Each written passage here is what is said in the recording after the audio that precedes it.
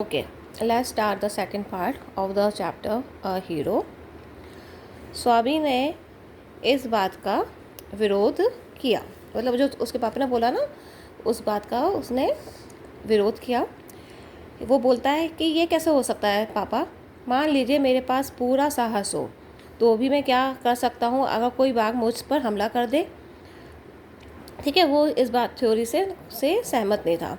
ताकत की तो बात छोड़ ही दीजिए, क्या आप साबित कर सकते हैं कि आपके पास साहस है?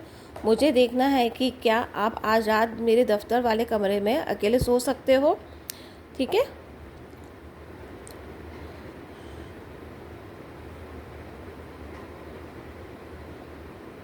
ओके। तो उसके पापा उसको बोलते हैं कि तुम साहस की तो बात छोड़ दो। ठीक है, उसके पापा उसको बोलते हैं तुम साहस की बात तो छोड़ दो, है ना, कि तुम मेरे को आज बताओ, अगर तुम्हारे पास करेज है तुम मुझे बताओ कि तुम क्या आज अकेले मेरे ऑफिस रूम में सो सकते हो क्या। तो उसके पापा उसको एक चैलेंज देते हैं स्वामी को। ओके, तो स्वामी अब क्या सोचता है, ये एक भयानक प्रस्ताव था जो स्वामी सोचता है कि भैया ये तो बहुत डेंजर है जो पापा ने उसके को बोला है करने के लिए। वह हमेशा अपनी दादी के पास सोता था और इस व्यवस्था में कोई भी बदलाव उसे सारी रात दर्द से कांपते हुए और जागते हुए रखता था। पहले तो उसे उम्मीद थी कि उसके पिताजी केवल मजाक कर रहे हैं। उसने धीमे से हाँ कहा और विषय बदलने की कोशिश की। ओके, विषय बदलने की कोशिश की। ओके, उसने बहुत जोर से और बड़े उत्साह के साथ कहा, अब हमारे क्रिकेट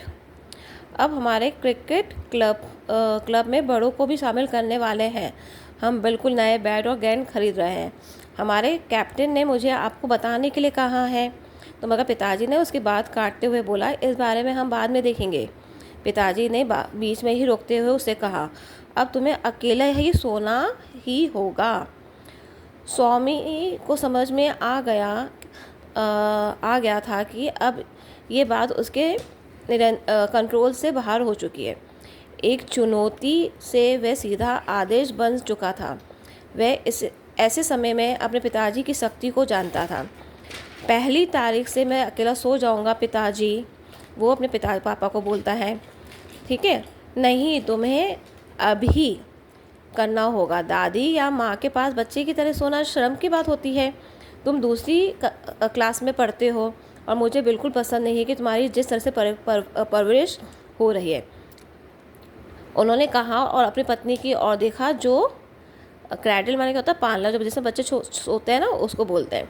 तो उन्होंने अपनी पत्नी की तरफ देखा था जो क्या कर रही थी, पालना को झूला दे रही थी।